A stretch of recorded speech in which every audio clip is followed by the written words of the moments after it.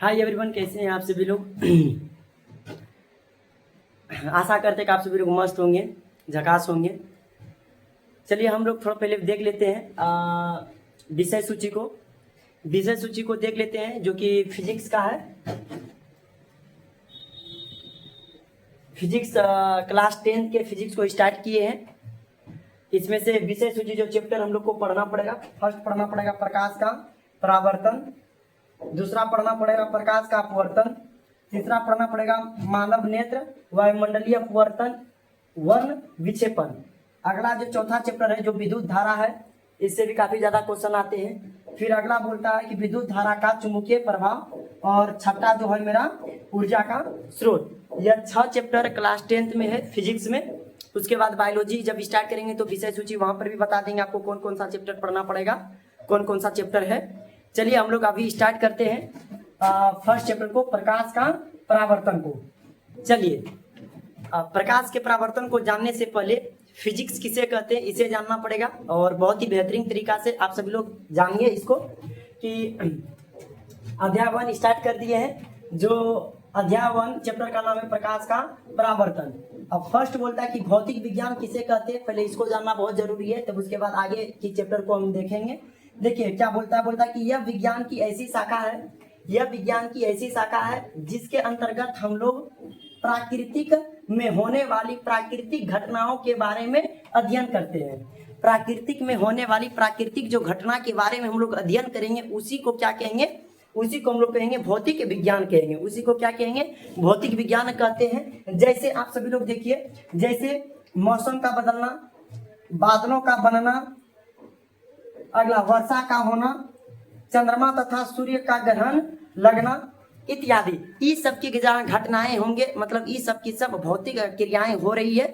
अब हम सभी लोग समझ गए कि भौतिक विज्ञान किसे कहते हैं। अब आते हैं हम लोग मेन टॉपिक पे, जो प्रकाश का परावर्तन है। हम आते हैं पहले प्रकाश का परावर्तन किसे कहते हैं, इसको जानेंगे। फिर इसके बाद बारी बारी से सभी टॉपिक पे चर्चा करते हुए हम लोग आगे की ओर बढ़ेंगे। चलिए अब स्टार्ट करते हैं आगे की टॉपिक है प्रकाश किसे कहते हैं। प्रकाश किसे कहते हैं आप सभी लोग अच्छे से इसको नोट भी कर सकते हैं कॉपी में। आप वीडियो के साथ साथ वीडियो भी पॉज करके रोक के या तो स्क्रीनशॉट इसका ले सकते हैं, स्क्रीनशॉट ले के भी लिख सकते हैं, या तो वीडियो को रोक के भी लिख सकते हैं। हम समय दे देंगे आपको स्क्रीनशॉट लेने का। चलिए अब आगे बढ़ते हैं।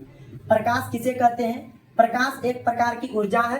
प्रकाश एक ऑब्जेक्टिव क्वेश्चन बनेगा कि प्रकाश एक प्रकार की क्या है, तो प्रकाश एक प्रकार की ऊर्जा है जो हमें किसी वस्तु को देखने में सहायता प्रदान करती है। उसे क्या कहते हैं, प्रकाश कहते हैं। प्रकाश आप सभी लोग बताइएगा, प्रकाश एक प्रकार की ऊर्जा है जो हमें किसी भी वस्तु को क्या करता है, देखने में सहायता करता है। जो प्रकाश है, जैसे हम कोई वस्तु को देख रहे हैं तो वो डायरेक्ट दिखाई नहीं दे रहा है, प्रकाश हमको मदद कर रहा है देखने में। प्रकाश मदद किया तब हम किसी वस्तु को क्या कर पाए, देख पाए। तो जो अगर प्रकाश रहेगा तभी हम वस्तु को अच्छे से देख पाएंगे, अगर प्रकाश नहीं रहेगा तो वह वस्तु को साफ साफ नहीं देख पाएंगे। तो वही लिखे हैं, प्रकाश एक प्रकार की ऊर्जा है जो हमें किसी वस्तु को देखने में सहायता प्रदान करती है, उसे प्रकाश कहते हैं। अब इस सब जितना स्टार पॉइंट मेरा रहेगा सब का सब ऑब्जेक्टिव VVI ऑब्जेक्टिव सब क्वेश्चन है, इसको अच्छे से याद रखिएगा आप लोग।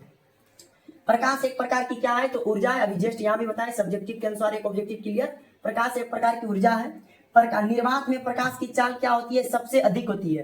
क्वेश्चन पूछेगा कि निर्वात में किसमें प्रकाश की चाल सबसे अधिक होती है, आप सभी लोग बताइएगा कि निर्वात में प्रकाश की चाल सबसे अधिक होती है। अगला क्वेश्चन बोलता है कि प्रकाश सरल रेखा में गमन करती है। ये भी बहुत बार आया हुआ है बिहार बोर्ड में कि प्रकाश किस रेखा में गमन करती है, टेढ़ी मेढ़ी, वक्र में, इसी तरह ऑप्शन के अकॉर्डिंग। तो आप याद रखिएगा कि प्रकाश सीधी रेखा में गमन करती है। अगला क्वेश्चन है, प्रकाश एक विद्युतीय चुंबकीय तरंग है। बोलेगा प्रकाश कौन सा तरंग है, तो 2 तरंग है, एक चुंबकीय तरंग है, दूसरा अनुप्रस्थ तरंग है। हम यहाँ पे लिख दिए हैं।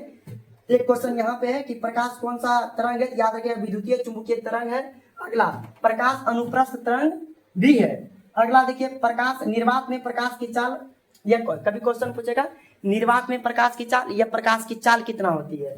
तो हर माध्यम में प्रकाश की चाल अलग अलग होता है। जैसे शीशा में अगर बात किया जाए तो शीशा में प्रकाश की चाल अलग होता है, पानी में प्रकाश की चाल अलग होता है, हवा में प्रकाश की चाल अलग होता है। जैसा माध्यम रहेगा उसके अकॉर्डिंग उसका चाल अलग अलग रहेगा। तो देखिए यहाँ पे बोलता है निर्वात में प्रकाश की चाल कितना होती है। ये बहुत तगड़ा वीवीआई क्वेश्चन है कि निर्वात में प्रकाश की चाल होता है 3 गुना 10⁸ इसको 10⁸ बोलेंगे 3 गुना 10⁸ मीटर प्रति सेकेंड होता है। किसमें? निर्वात में प्रकाश की चाल होता है। चलिए अब हम एक भी भले पार्ट इसका बहुत ज्यादा बन जाए, 6-7 पार्ट में ये चैप्टर खत्म हो, लेकिन एक भी पॉइंट को हम छोड़ेंगे नहीं, पूरा डिटेल से चलेंगे। पूरा किताब जो भारतीय भवन का जो किताब है फिजिक्स, उसी के अकॉर्डिंग हम पढ़ा रहे हैं और एक भी अंश को नहीं छोड़ेंगे।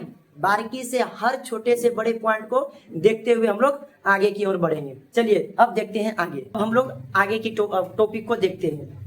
अब है अगला विवर्तन क्या है। विवर्तन भी कभी कोई भी ऑब्जेक्टिव क्वेश्चन बन जाता है। हालांकि विवर्तन के बारे में आगे भी आपको प्रकाश का अपवर्तन में भी देखने के लिए बहुत अच्छे से मिलेंगे। चलिए यहाँ थोड़ा सा देखते हैं विवर्तन। यदि प्रकाश के पथ मतलब रास्ता, पथ मतलब क्या होता है? रास्ता होता है। पथ मतलब रास्ता होता है। देखिए पथ मतलब रास्ता। तो देखिए यहाँ क्या लिखा है, यदि प्रकाश के पथ में एक छोटी सी वस्तु रख दी जाए तो प्रकाश का अगर रास्ता रहेगा, पथ रहेगा, जो प्रकाश के पथ में अगर छोटा सा कोई वस्तु को रख देते हैं, रख दी जाए तो प्रकाश सीधी चलने के बजाय अपने पथ से थोड़ा सा विचलित हो जाती है, मतलब अलग हो जाता है। जैसे प्रकाश का अपवर्तन भी अगर पूछेगा तो यही होता है उसका डिफिनेशन। जब प्रकाश की किरणें एक माध्यम से दूसरे माध्यम में प्रवेश करती है तो अपने पूर्व वाली पथ से विचलित हो जाती है। ऐसी घटना को प्रकाश का अपवर्तन कहते हैं। तो अपवर्तन का डिफिनेशन और यहाँ का डिफिनेशन लगभग सेम है। याद रखिएगा कि जो प्रकाश का पथ है, अगर प्रकाश के पथ के यानी कि पथ के सामने या पथ पर अगर कोई छोटी सी वस्तु को रख देंगे, छोटी सी या कोई वस्तु को रख देंगे जो प्रकाश की चाल रहेगा उससे थोड़ा सा क्या हो जाएगा? विचलित हो जाएगी। जो विचलित हो जाती है तो इस घटना को विवर्तन कहा जाता है। याद रखिएगा इस घटना को ही क्या कहा जाता है? विवर्तन कहा जाता है। आगे फिर देखिए पॉइंट क्या है, बोलता है प्रकाश स्रोत किसे कहते हैं? जिस वस्तु से प्रकाश काफी मात्रा में निकलती है उसे प्रकाश का स्रोत कहते हैं। याद रहेगा जिस वस्तु से प्रकाश ज्यादा मात्रा में निकलती है उसे प्रकाश का स्रोत कहते हैं। आगे यहाँ लिख भी दिए हैं आगे कि देखिए कि वह वस्तु जहां से प्रकाश निकलती है या उत्सर्जित होती है उसे प्रकाश का स्रोत कहते हैं। उसे प्रकाश का स्रोत कहते हैं। थोड़ा नीचे नहीं दिखाई देता होगा, थोड़ा आ गया है। अच्छा सुन के भी आप लोग लिख लीजिएगा। चलिए अब हम लोग आगे देखते हैं। आगे है प्रकाश के स्रोत 2 प्रकार के होते हैं। अगर क्वेश्चन पूछेगा कि प्रकाश का स्रोत कितने प्रकार के होते हैं, कि प्रकाश का स्रोत 2 प्रकार के होते हैं। एक होते हैं प्राकृतिक स्रोत और दूसरा होते हैं मानव निर्मित स्रोत। यहाँ लिखे हुए हैं प्रकाश का प्राकृतिक स्रोत, दूसरा प्रकाश का मानव निर्मित स्रोत। अब फर्स्ट देखते हैं कि प्रकाश का प्राकृतिक स्रोत किसे कहते हैं। फर्स्ट प्रकाश का प्राकृतिक स्रोत किसे कहते हैं, तो सुनिएगा। वैसा वस्तु जो प्राकृतिक के द्वारा हमें प्रकाश देती है, वैसा जो वस्तु है जो प्राकृतिक के द्वारा हमें क्या देती है? प्रकाश देती है। तो उसे ही क्या कहेंगे?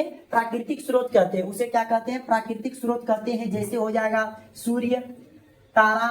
अगर बोलेगा चंद्रमा प्रकाश नहीं देती, उसके पास अपना लाइट नहीं है। याद रखिए अपवाद में कि चंद्रमा के पास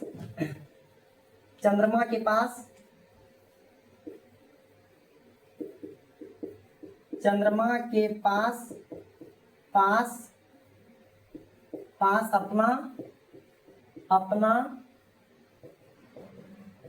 लाइट नहीं है। चंद्रमा के पास अपना लाइट नहीं है, वह सूर्य के लाइट से चमक आता है। याद रखिएगा आप सभी लोग। अगला क्वेश्चन यहाँ पूछेगा आप लोग से, सूर्य का प्रकाश पृथ्वी पर आने में कितना समय लगता है? सूर्य का प्रकाश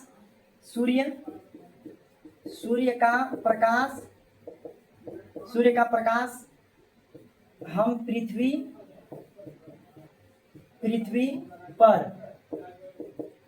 आने में जो समय लगता है वह 8 मिनट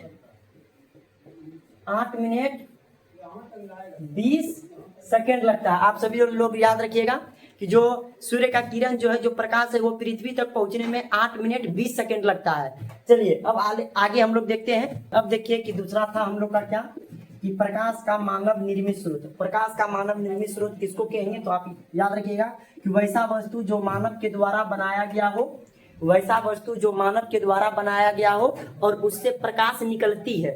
याद रखिएगा कि वैसा वस्तु जो मानव के द्वारा बनाया गया हो और उससे प्रकाश निकलती है, उसे मानव निर्मित स्रोत कहते हैं। जैसे अगर बोला जाए, जैसे एग्जांपल तो हो जाएगा बल्ब। अगर बल्ब के बारे में हम जहां आप लोग को बताएंगे तो याद रखिएगा बल्ब के बारे में, बल्ब के बारे में, तो बल्ब के अंदर ध्यान से सुनिएगा, बल्ब के अंदर निष्क्रिय गैस भरा जाता है,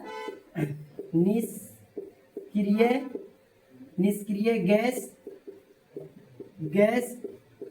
भरा जाता है। बल्ब के अंदर जो फिलामेंट रहता है वह टंगस्टन का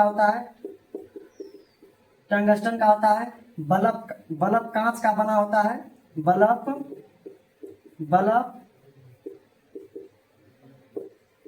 कांच का बना होता है। ये सब बहुत बात है। हालांकि ये सब धीरे धीरे सब आपको समझ में आएगा। जब टॉपिक आगे धीरे धीरे हम लोग का बढ़ते जाएगा तो सब बातें आप सभी के साथ साझा करते जाएंगे। चलिए, जो भी छात्र इस चैनल पर नए होंगे जरूर सब्सक्राइब कर लीजिएगा। फिजिक्स, केमिस्ट्री, बायो और अदर सब्जेक्ट धीरे धीरे प्ले लिस्ट बना दिया जाएगा और उसी में वीडियो अपलोड होते जाएंगे। 10 मिनट का, 11 मिनट का, 15 मिनट का वीडियो अपलोड करते जाएंगे।